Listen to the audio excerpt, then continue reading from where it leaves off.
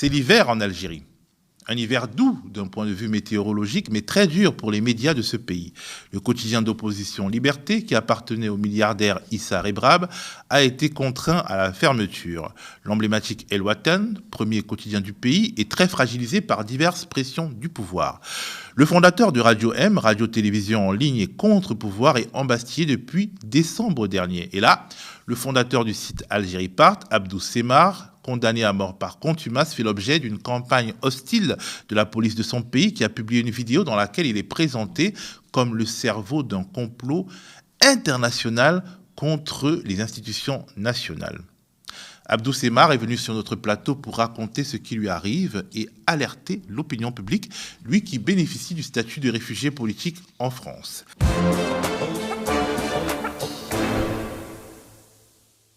Bonjour Abdou.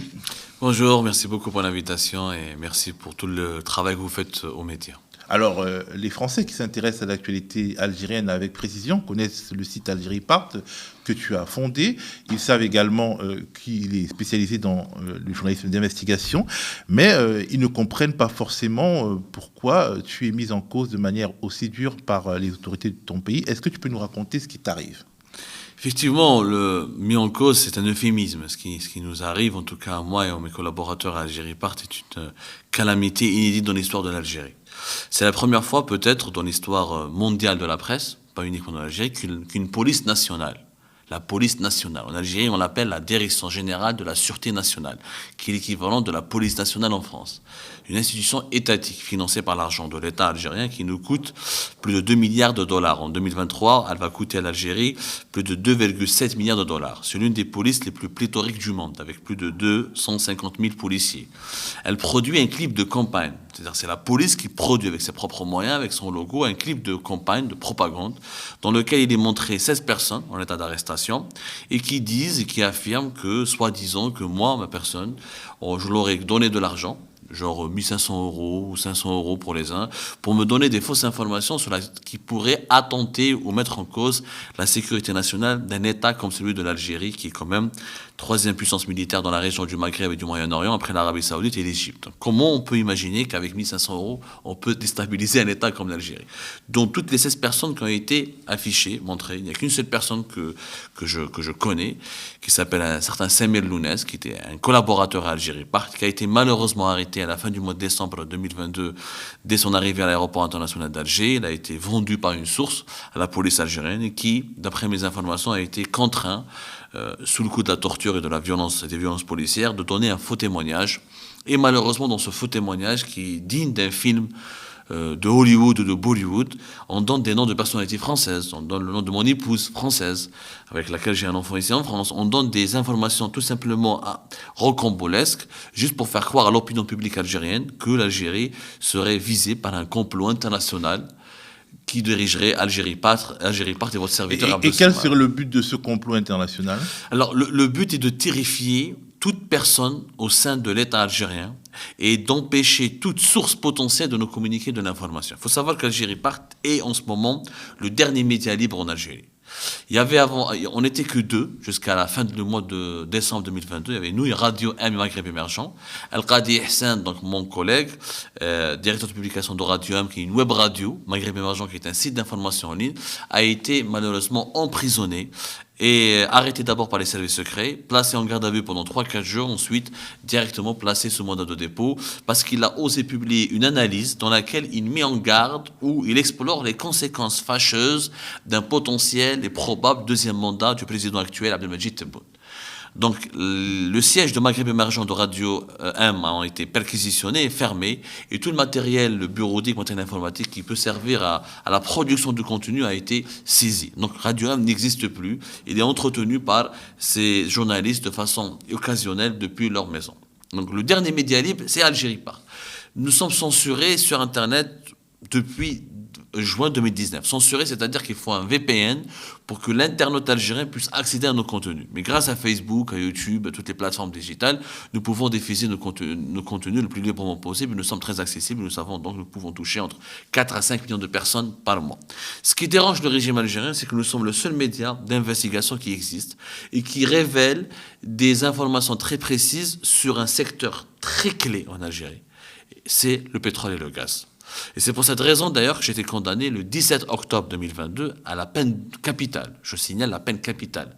C'est-à-dire j'ai parlé avec Reporters sans frontières, mais à part en Iran, d'autres pays très archaïques et très dictatoriaux, il n'y a pas d'équivalent encore. Un journaliste, le tribunal criminel de Dal-Baïda, dans la banlieue d'Alger, a prononcé la peine capitale contre moi parce que un de mes informateurs, qui est un directeur central de la Sonatrach. La Sonatrach, c'est la compagnie nationale des hydrocarbures. On parlait tout à l'heure du Congo Brazzaville. En Algérie, c'est 1000 fois plus à l'échelle. Il faut centupler un petit peu la portée de la corruption, etc.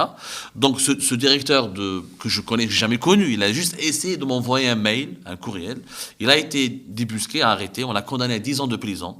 Et moi, on m'a accusé d'intelligence avec une puissance ennemie parce que je publie des informations sur les marchés qui régissent et qui réglementent un petit peu l'attribution du pétrole et du gaz et des contrats pétroliers et gaziers de l'État algérien. Donc, alors, en parlant justement des contrats pétroliers et gaziers, qu'est-ce qui est aussi délicat que cela? Quels sont les dossiers sur lesquels Algérie parte enquête ou sur lesquels il ne faudrait surtout pas enquêter au point de susciter toute cette levée de boucliers? C'est quoi les sujets chauds de l'heure? Très bonne question. Il faut savoir que l'Algérie est un État rentier.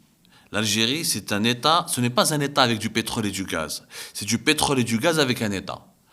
96 à 98% des recettes de l'État algérien, c'est du pétrole et du gaz. En devise, plus de 45% des recettes fiscales de l'État algérien, c'est le pétrole et le gaz. Le pétrole et le gaz, c'est ce qui permet au pays de tenir. L'Algérie ne produit quasiment rien. Quasiment rien. Même pour des légumes et des fruits basiques, on est obligé de les importer. Donc, toucher au pétrole et au gaz, c'est toucher au nerf de la guerre. L'État algérien, l'armée algérienne, la présidence, tous les budgets des régions algériennes viennent du pétrole et du gaz. Et comme l'Algérie est l'un des fournisseurs importants du gaz pour l'Europe, pas aussi important que la Russie, que la Norvège, mais on est 3, 4e. Ça dépend de quel gaz on parle. Là encore, ça mériterait une émission. Est-ce que c'est du gaz? Parce que l'Algérie vend à l'Europe 2 types de gaz. Le gaz naturel par les gazoducs. On a 2 gazoducs qui sont en service. Le Medgaz Algérie-Espagne et le Transméditerranéen Pipeline qui est Algérie, Tunisie, Italie. Il y avait un autre gazoduc, le Maghreb-Europe, qui passait par le Maroc vers l'Espagne, qui a été arrêté et suspendu par l'Algérie pour des raisons politiques qui l'opposent au Maroc en octobre 2021. Mais l'Algérie reste un fournisseur important. Et un pays important, qui se nourrit que de cette manne, malheureusement, elle est gérée dans une totale opacité. Il faut savoir que la Compagnie nationale des hydrocarbures, la Sonatrach, dispose de plusieurs filiales, dont certains sont basés dans des paradis fiscaux, comme les îles Vierges britanniques, et qui fait des transactions financières en utilisant une banque algérienne basée ici à Paris. C'est une banque algéro-libyenne sur laquelle personne n'a enquêté que nous, Algérie, partent. D'ailleurs, nous avons eu des procès. Elle s'appelle comment cette banque? La BIA Bank, qui était auparavant l'Intercontinental Banque Arabe, qui est algéro-libyenne. Et comme la Libye, elle est dans une situation d'effondrement, c'est l'Algérie qui la domine. Et cette banque, c'est elle qui sert, si vous voulez, d'intermédiaire avec les clients du pétrole et du gaz algérien. Les contrats sont très opaques. Personne ne sait en Algérie comment on se négocie, à quel prix on vend le gaz à l'Italie, à l'Espagne, comment les Chinois récemment, par exemple, qui n'ont pas de tradition ni de savoir-faire très connu dans les hydrocarbures, ont dominé en prix tous les marchés les plus importants. Il y a aussi la gestion, ce qui dérange le régime algérien, ce qui l'a rendu fou contre nous, c'est que nous avons expliqué comment il est en train de faire pour massacrer nos gisements. Il faut savoir que depuis la guerre en Ukraine, depuis que la guerre a commencé, l'Europe essaie de faire de l'Algérie l'une de ses solutions alternatives pour s'émanciper du gaz russe. L'Algérie, le Qatar, le Nigeria. Sauf que l'Algérie ne peut pas produire beaucoup plus que ce qu'elle produit. Pour la simple raison que tout est basé sur l'électricité algérienne. 99% de l'électricité consommée en Algérie vient du gaz. Du coup, ce que nous produisons, l'Algérie produit 132 milliards de mètres cubes. 60 à 60% du gaz que nous produisons va vers la consommation nationale. Or, pour que l'Algérie gagne plus d'argent avec l'Europe et essaie d'avoir des alliés en utilisant l'arme du gaz, elle est obligée de produire plus de gaz. Pour produire plus de gaz, il faut utiliser des techniques qui compromettent la sécurité de nos gisements. Les 2 grands gisements de l'Algérie, c'est Hassermel et Rodenous, qui reproduisent pratiquement entre 70 à 75%. Donc tout ce travail d'enquête, dont nous sommes le seul média à en parler, et ce travail de pédagogie, de sensibilisation, qui n'a jamais été fait auparavant, parce que malheureusement la tradition de la presse algérienne, c'est une tradition de commentaires C'est une tradition de caricature. Mais l'investigation, c'est une nouvelle culture. Donc, en gros, le pouvoir algérien ne voudrait pas que ses partenaires internationaux sachent que pour les servir, il est obligé d'utiliser des techniques douteuses. Exactement. Mais ça veut dire quelque part qu'il est sous la pression de ses alliés européens, justement, pour suppléer au manque créé par le défaut du gaz russe. On parle maintenant de géopolitique. Est-ce que vous pensez que l'Algérie aujourd'hui n'est pas trop centrale pour se brouiller avec les pays européens et notamment la France? Exactement. Est-ce que l'Algérie n'a pas, dans le rapport de force international, l'État algérien, je ne parle pas du peuple algérien, mais est-ce qu'il n'est pas plus puissant que jamais? Malheureusement, en ce moment, la conjoncture depuis le début de l'Ukraine offre au régime totalitaire algérien, naturellement, une carte qu'il est en train d'utiliser. Il y avait la brouille avec Paris. La Paris et Alger sont réconciliés depuis la fameuse visite d'Emmanuel Macron le 25, 26 et 27 août 2022 à Alger et Oran. Nous avons vu récemment dans l'interview d'Emmanuel Macron dans Le Point où il parle des réfugiés politiques qui sont des opposants. Parce qu'il faut savoir que l'une des causes de la brouille entre Alger et Paris, c'est l'existence sur le territoire français de personnes comme moi. C'est-à-dire d'opposants activistes qui ont le titre de réfugiés politiques et qui activent et qui militent et qui continuent à entretenir leur métier. Parce que moi, après, dès que j'ai obtenu le titre de réfugié politique en France, octobre 2019, j'ai relancé Algérie Part, etc. Bon, j'ai fait de la prison en Algérie, ça, c'est une longue histoire et tout ça. En tout cas, je continue de travailler depuis la France. J'ai des procès en France, au niveau de plusieurs juridictions françaises. Mais justement, dans son interview au Point, Emmanuel Macron est très ambigu sur la continuité du soutien, la protection, plus que du soutien que la France, selon les conventions internationales, est obligée d'accorder aux réfugiés politiques algériens, notamment parce que, manifestement, il y aurait une sorte de distinction entre ce devoir de protection et la désinformation ou l'activité qu'il peut avoir sur Internet. Cette ambiguïté s'explique par la forte importance de l'Algérie en ce moment pour l'Union européenne. Effectivement, l'Algérie n'a plus de gaz conventionnel à produire, mais elle a du gaz de schiste. Et l'Algérie, c'est la 3e réserve mondiale de gaz de schiste. Et le gaz de schiste américain, on le voit bien, il est en train de sauver plusieurs pays européens pour s'émanciper du gaz russe. Il est très cher. Et il est très polluant aussi. Mais il permet à l'Europe de s'émanciper du gaz russe. Le rêve européen, aux Français, c'est un fantasme, c'est que l'Algérie autorise le gaz de schiste. Et nous sommes le seul à avoir enquêté d'ailleurs là-dessus. Nous avons donné des détails, nous avons même donné des chiffres, nous avons expliqué comment, nous avons même donné la localisation des 2-3 premiers gisements de gaz de schiste que les Américains commencent à exploiter, que Total est dans le coup, etc. On a tout ça à raconter. Donc si le gaz de schiste algérien est lancé, l'Europe pourra garantir son indépendance énergétique. Sauf que le gaz de schiste, son exploitation, exige des centaines de milliards de dollars de capitaux d'investissement. Et pour cela, le régime algérien doit donner des garanties aux puissances occidentales. Parce qu'il faut investir 100 milliards de dollars au bout de 5-10 ans pour pouvoir lancer une grosse production, pour que l'Algérie puisse devenir un grand producteur de gaz de schiste. Donc, cette ambiguïté s'explique qu'on essaye toujours de ménager le régime algérien parce qu'on a besoin de lui. Mais après, la France comme l'Union européenne n'ont pas la garantie que M. Tebboune ou que les actuels dirigeants algériens, ce n'est pas le régime Bouteflika. Le régime Bouteflika a duré, est resté 20 ans, il a tenu le pays. Il y avait, à l'époque de Bouteflika, qu'on le veuille ou non, une marge de manœuvre. Les libertés existaient encore. Moi, j'ai créé mon média à l'époque de Bouteflika. Elle n'était pas totale quand même, elle était marginalement. Elle n'était pas totale, mais on avait une marge de manœuvre appréciable. Aujourd'hui, l'Algérie, pour un commentaire sur Facebook, on va en prison. Dans l'affaire Algérie Part, je vais vous surprendre, la police algérienne a convoqué des internautes parce qu'ils ont mis j'aime ou ils se sont abonnés à la page d'Algérie Part. Même dans l'Érythrée ou dans la Corée du Nord, on n'a pas atteint encore ce genre de proportion. Vous imaginez? Il y a eu une arrestation d'une plus de 70 personnes. 16 personnes ont été retenues, ont été placées en détention, mais les autres ont été convoquées juste pour un j'aime sur Facebook. Donc le totalitarisme algérien se sent encouragé par cette conjoncture, par cette ambiguïté européenne et française. Il se dit, je vais en profiter, l'Europe a besoin de moi. Et par cette conjoncture internationale favorable. Par cette conjoncture internationale favorable. Mais il y a une grosse erreur de la part des autorités françaises. Et je pense que la dernière contribution de M. Xavier Driancourt, ex-ambassadeur à 2 reprises en Algérie, ex-ambassadeur de France, il a bien expliqué que l'effondrement de l'Algérie pourrait mener réellement vers l'effondrement de la France. Dans l'affaire Algérie Part, je le signale, c'est des personnalités françaises qui ont été menacées. Il y a des personnalités françaises. M. François Toisy, par exemple, un ami proche de M. Macron. Il a été reçu à Alger avec tous les honneurs le 26 août 2022. Il se retrouve défamé, menacé par la police algérienne parce que, soi-disant, il m'a présenté des personnalités françaises. Ma femme, elle est française. Elle n'a rien à voir avec Algérie Part.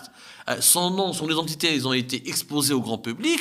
Demain, n'importe quel fou, n'importe quel taré, avec un coup de couteau, il va, ah, c'est l'ennemi de l'Algérie. Voilà, vu l'importance de la communauté algérienne qui est en France.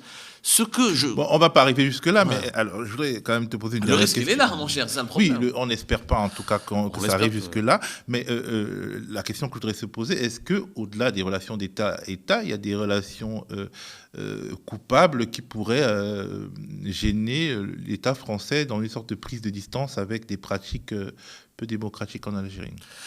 Il y a une gêne, il y a un malaise. On sent le malaise.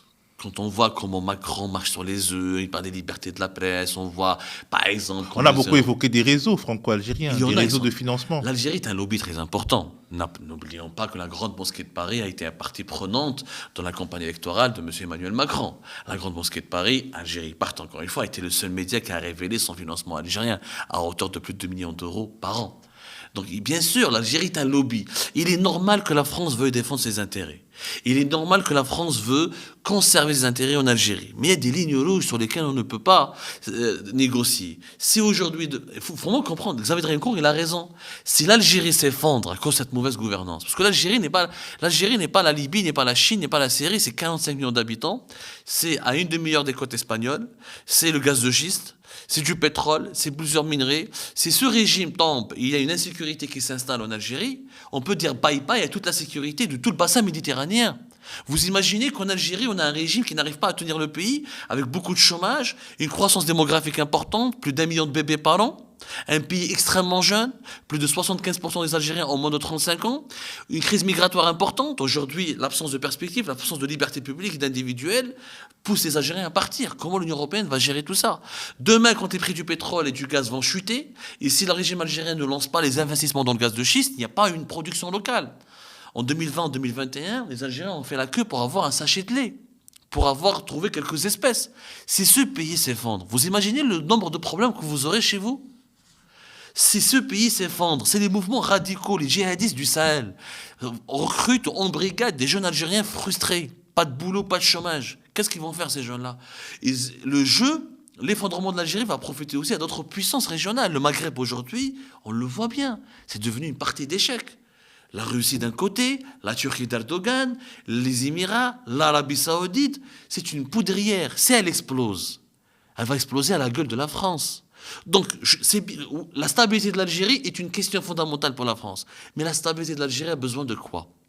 D'un régime d'abord qui respecte les libertés individuelles. Les Algériens, c'est un peuple qui aime la liberté. Peut-être que la France n'est pas la mieux placée pour donner des leçons à l'Algérie vu le passé colonial, il y a ça. Elle n'est pas la mieux placée pour donner des leçons, mais elle est la mieux placée elle est la mieux placée parce que son principal intérêt est que l'Algérie reste stable. C'est l'Algérie, pour qu'elle reste stable, il lui faut une gouvernance. Bien sûr, on va pas vendre du rêve, l'Algérie ne va pas devenir la Suède de la Suisse, mais il nous faut un seuil de liberté que nous devons retrouver.